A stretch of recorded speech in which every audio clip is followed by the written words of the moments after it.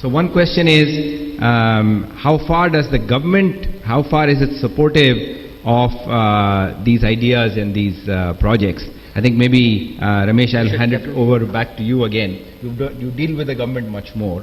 I will comment on it as well, but what is your sense of government's response to your work? I would say that it's a complicated answer, in the sense, if you get the right thinking person in government, either a bureaucrat or a politician, then really magic can happen, because they're open-minded, they are not territorial, they're willing to be challenged and so on. But that's rare. So I would say we've developed what we call a 3-filter test for an IAS officer or a bureaucrat, and that if only when people pass all the 3 filters do we say we're willing to invest our time in that. And the first is, do you admit that there is a problem? And 70% of the officers will say, no sir, everything is under control, no problem, nothing at all. Only 30% will actually say, yes, there is a problem. The second filter is, do you admit that you cannot solve the problem by yourself? And another 70% will disappear, because many of them will say, yes, there's a problem, but we are fixing it, we've got it under control. And the last filter is, are you willing to work in partnership with those outside government to actually solve this? And very few come through that.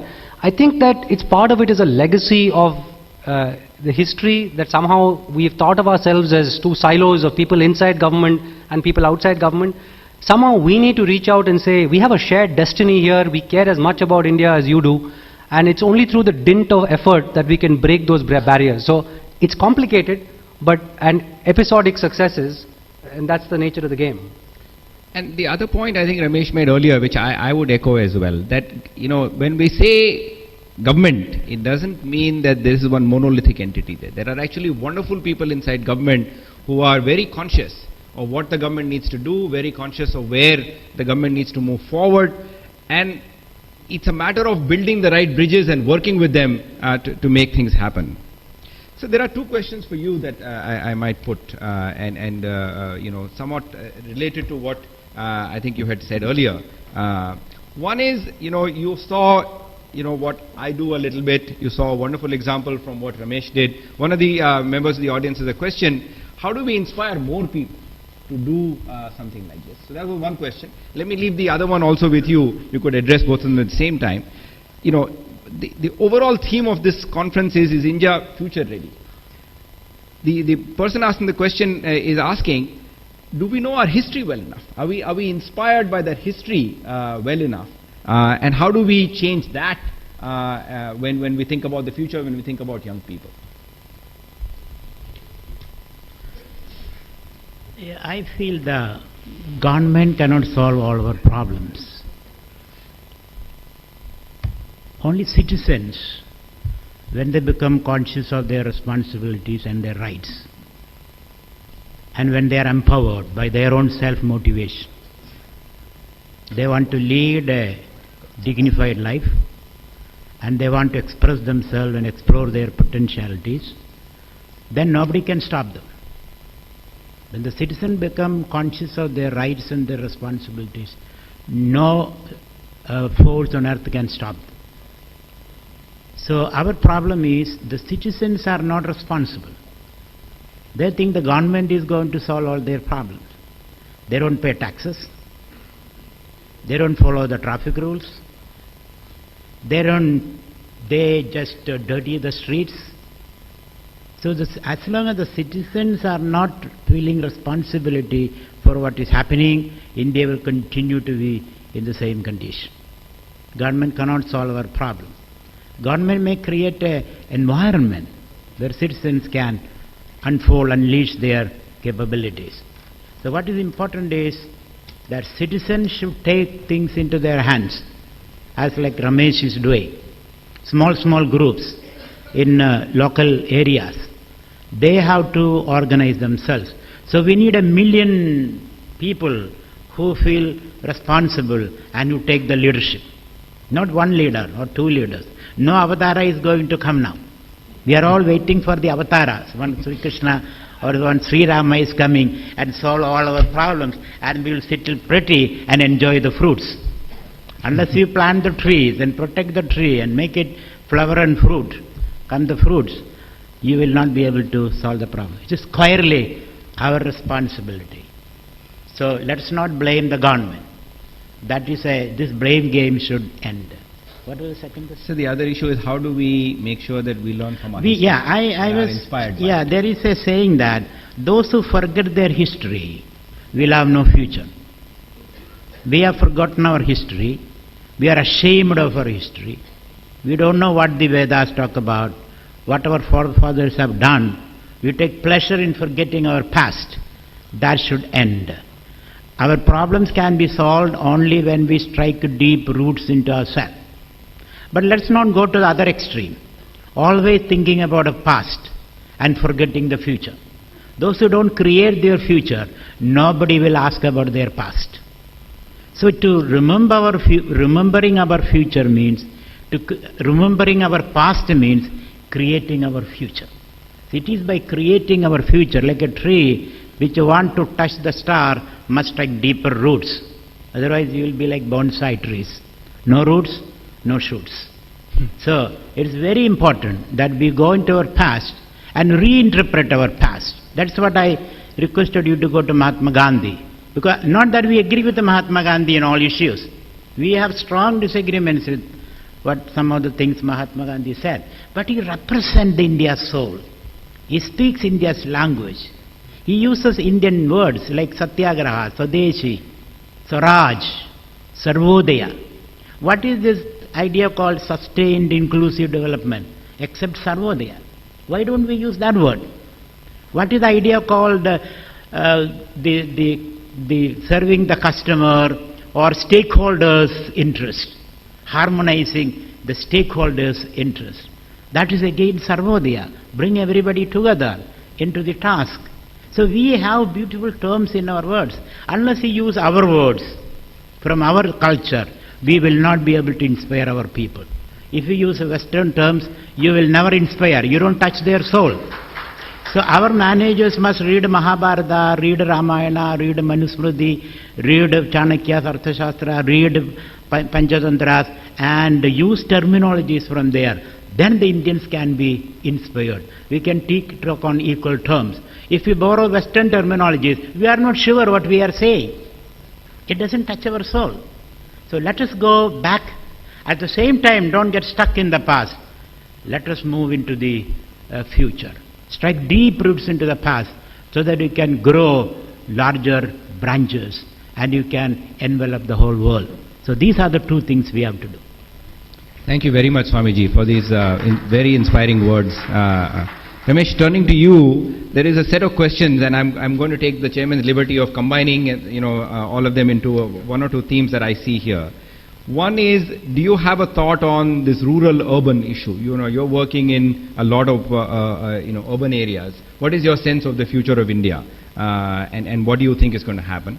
The other question is that you've done remarkable work with the civil society organizations that you have created. There are, several lakh NGOs in the country. Is there a way we can harness that power? Perhaps not all of them are being as active as they should be. Do you have any messages there? As far as the urban-rural question is concerned, I think that the needle of history points in one direction. All societies that develop will also get urbanized. But it's the question of the nature of that urbanization, and I think we have actually a unique opportunity to create a rural-urban kind of a codependent future. And there's a lot of economic logic as well. You have fruits and vegetables that the villagers are producing, but think about where the markets are. Why don't we have wholesale markets which are really world-class markets at the periphery of a city, so that you can actually have this interface take place? So there's a lot of things that we can do to enable a rural-urban partnership. So it's not enough to just talk about it in romantic terms, it's about making it happen in very specific ways. But if we don't do that, then I think we're consigned to becoming a 90% urban society over the next 40 to 50 years. Because that's the way all societies have evolved, and that's in some sense the nature of economic development. It's about specialization, which is what urbanization actually provides. To the question about NGOs, I agree that many NGOs are suboptimal, and this is where many of you, I'm assuming because it's the MMA, are members of the private sector, run different enterprises. I can't tell you the possibility there is for you to connect with NGOs and give them not money but skills. Just the ability to think systematically, to think professionally, to plan, to be able to nurture talent, to put structures together to run themselves. A lot of NGOs actually don't function well because those basic tools of performance management, of professionalism are missing, and that can happen if there's a partnership. And I know, Nachiket, you've done this a lot, so this is an area where we can do a lot without having to put money on the table. No, I certainly agree with Ramesh on some of these issues, because so long as the intent is good, there's of course NGOs, there are NGOs, who want to do. There is clearly one challenge where you're using it as a vehicle to achieve some other gain. That's a different idea. But there are many people who have serious intent, and from some of the questions that I'm getting, and I will come back to you again, Ramesh, you are clearly one of the icons here. And so I want to be sure that even I and Swamiji have something to say. There is a lot of passion. A lot of people have a lot of passion. And how does one channel it? How does one build partnerships? Not everybody has the skills. Ramesh and his wife are kind of a group that draw people to themselves, have a lot of innate capability and are able to attract a lot of people. Not all of us have that capability. Many people run an NGO, they need to struggle. How can we reach out to them to actually make sure the missing pieces are made available to them without the struggle that they go through, and maybe actually they can do a lot more. Some questions that look like I would be perhaps be able to respond to. One is, am I, and maybe to an extent Ramesh could have implied that. Are we saying that education, let civil society worry about, let healthcare, private enterprise worry about, and let financial access be somebody else? Are we letting government off the hook? Are we saying government has nothing to do? And I don't know, maybe I miscommunicated this issue. In education, the view I'm taking is, in fact, government is the only entity that must finance and provide. I'm not at all suggesting that somehow, in fact, I'm saying almost the opposite, that free schools run by charitable institutions, for-profit private schools may provide a modicum of relief. But the real answer has to be, these 22 crore children that are in government schools. And how do we make sure that the government actually performs? And what I think Ramesh has been saying is that there are systematic ways in which one can go about building this engagement between citizens and what the government does to actually make something like this happen. This issue of, narrowly on the issue of education, when I say that you need to evaluate, we need to build a performance management system, the question that is being asked to me is, well, what can parents do with this information? Because they are illiterate themselves. What's the point of making them aware? They can't really choose, they can't really move around. My sense is the transmission path is not via parents moving their children around.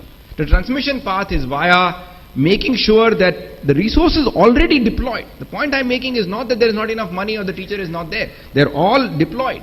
They're being used well.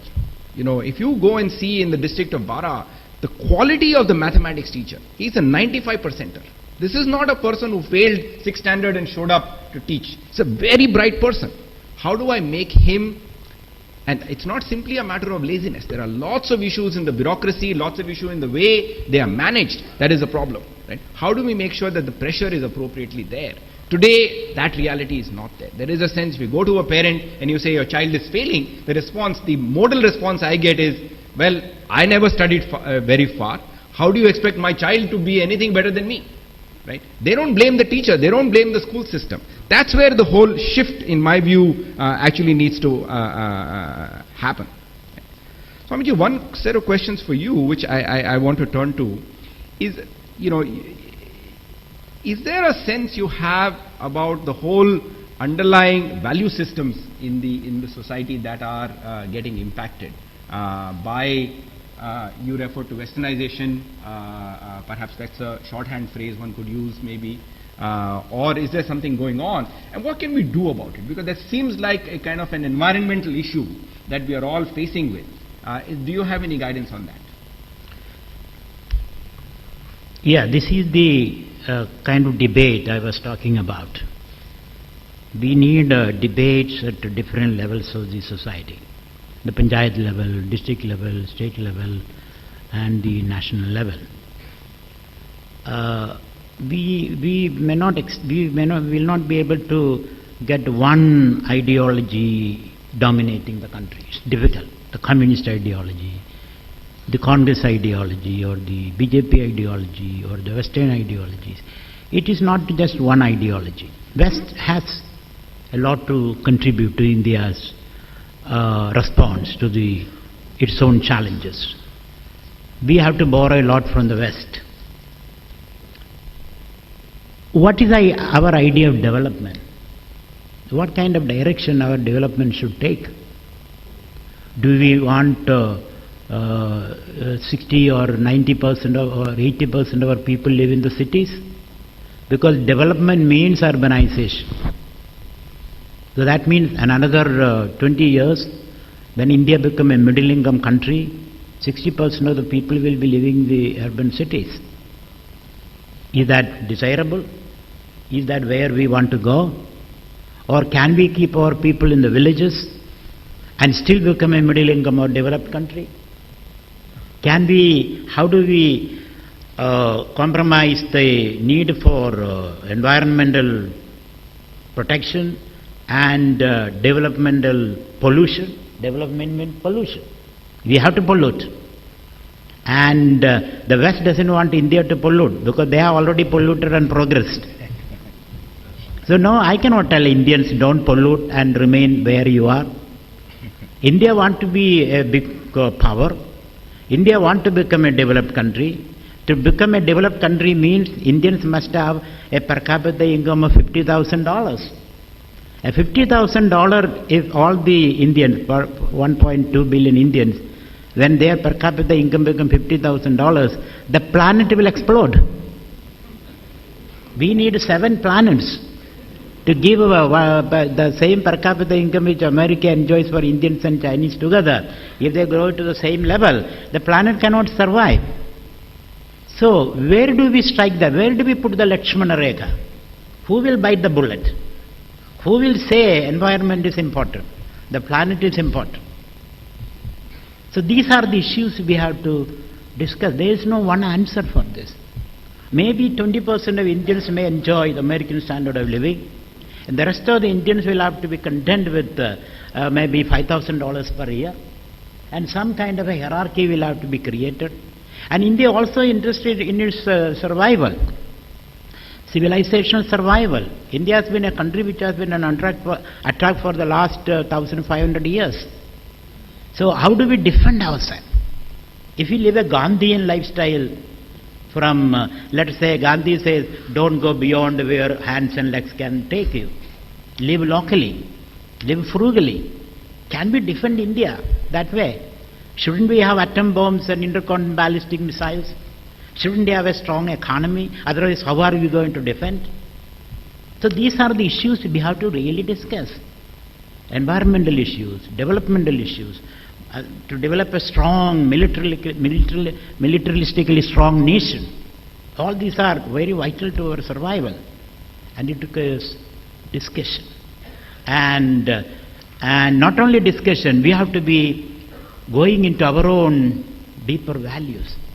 Can India be an ethical nation? Another question. India has to be given ethical leadership. India has to be honest with Pakistan and China and America. Is that possible? We may have to tell lies sometime. That is what Krishna taught us. So how do we apply these values?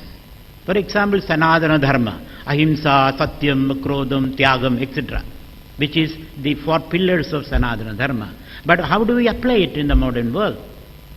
These are the issues we have to really discuss. I have no final solution. I know that American or European values are very important for us. Rule of law. Instead of rule of law in our country, it is the law of the ruler. That doesn't work. Free markets. But it's all, every price is doctored by the government, manipulated by the government, and we talk about free market. Democracy, as you were saying, democracy is all phony democracy. So how do the citizen will have to take responsibility and make their own choices. India has to organize the free citizens' choices. Education is necessary. There is no single solution. That is why I said India is a space of 1,000 million mutinies. India is a space of meaning million ideas has to explode, and then alone And there is no ultimate solution. India is a work in progress. We have to be always on our toes. There will be challenges from all sides. And let us not look for a single solution. We have to bring Gandhi, we have to bring Ambedkar, we have to bring Golwalkar, we have to bring all those people around a table. On one side, even Tagore, Gandhi, they used to engage in debates. Gandhi and Tagore used to engage in debates. And that kind of debate is missing today. It is only posers today. Everybody is taking certain position based on their own self-interest. Even NGOs.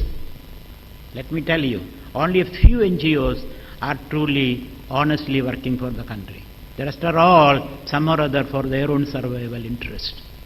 They are not really helping the country. They are getting money from abroad, and just to get money, they show a few things.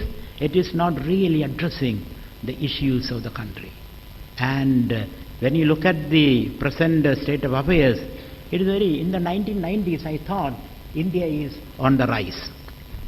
I used to go around in the country and say, India is on the rise. It is a sunrise period of India. And I used to tell a story. One German came to India, one German professor in Ahmedabad, and he gave a speech. In the speech he said, by 1950 India will be the foremost superpower in the world. And then he said, do you agree with me? Nobody raised their hand. Only one person raised the hand. And who was he? A German assistant of this professor.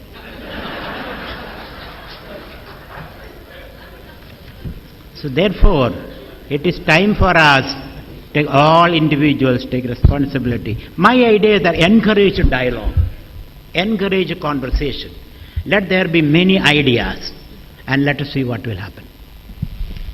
Well, we are running out of time, but there is a set of questions that I want to direct to Ramesh. They are all, in fact, directed to Ramesh, that are, focused on somewhat of the practicality of it all. Somebody asked the question, well, I really am inspired by what you say and what you do. Somebody has underlined, I wish to get into it now.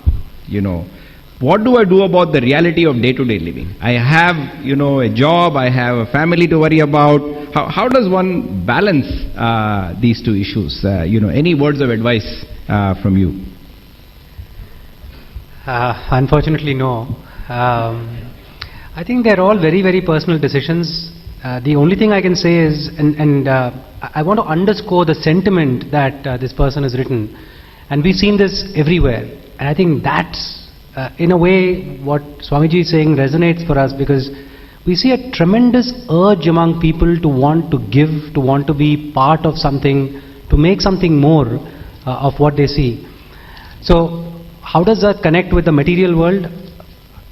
I think the hard part is to say how much is enough and then to stick with that, because we tend to move the goalposts very easily, and so my only suggestion is there are so many other things. Certainly money is important to us, so we are living comfortably off of the earnings that we had before we returned to India. So I don't want to make it, I'm certainly not somebody, I like living the life I live, but we've determined and we did some careful planning to say how much do we need to live the life we're living now, and we've given ourselves the ability to live that life. So we are not making any financial sacrifice in the journey that we are walking on now. But we certainly have stepped away from creating more than what we wanted. So that choice is a very personal choice. It's a different number for different people. So that's the only thing I would say.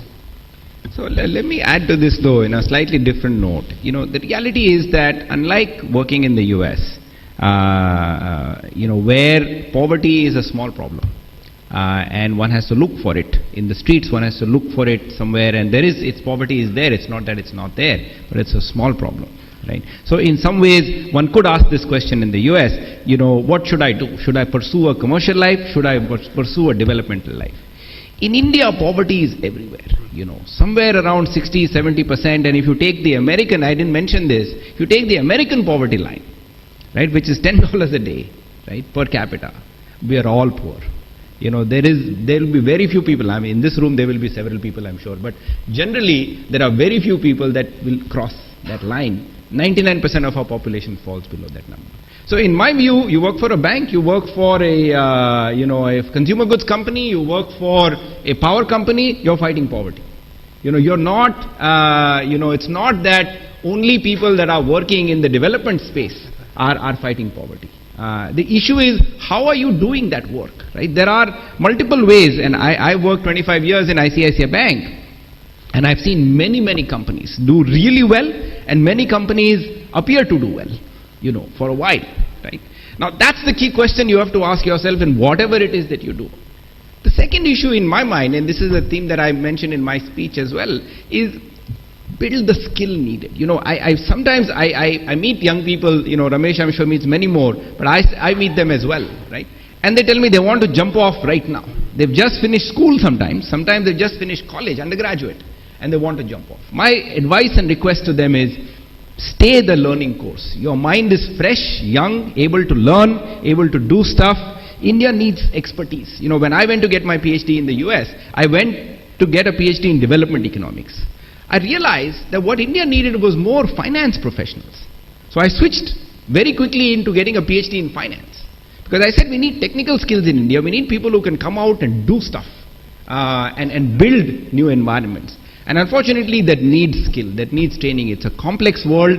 Simply good intention will not actually solve these issues. I'm working in healthcare now, and I find again skills are missing. We have great doctors and they're very good at what they do, but actually they're not very good at designing health systems. What is the right answer? How should people be paid? Should they be paid on capitation, risk sharing, DRG, global budget? Most doctors don't even know what these words mean, right? Because it's a completely different field. So, my own sense is, don't be in a big hurry, because it's not just one person, there was a stack of people who were saying something like this, right? And to the senior people, I've certainly, found many ways to engage senior people, people my age, in ways in which they get engaged in boards, they get engaged in problem solving. Don't assume that the skills you've built as HR professionals, as IT professionals or as finance professionals are useless. They are actually quite needed in this system. And there is a young colleague of mine, Aarti Madhusudan, who runs an organization right here in Chennai called Governance Counts. She runs a set of groups around the country. There are over 100 senior people involved in them. They do what she calls reverse volunteering, in which the NGO comes to the volunteer rather than the volunteer goes to the NGO. But the depth of talent that some of the senior people bring in the areas that they are good at, something that a youngster would have taken 6 months to resolve, a senior person is able to find a solution within a few hours, and sometimes it needs a few days of work, but you can really make a big impact in that way. So my own thought is a much more nuanced one. If you can do what Ramesh has done, why not? Jump in and get into it. There is a lot of need for that kind of stuff. But I would argue to you, it's not the only way forward. We are out of time. Thank you very much to my panelists for such wonderful remarks.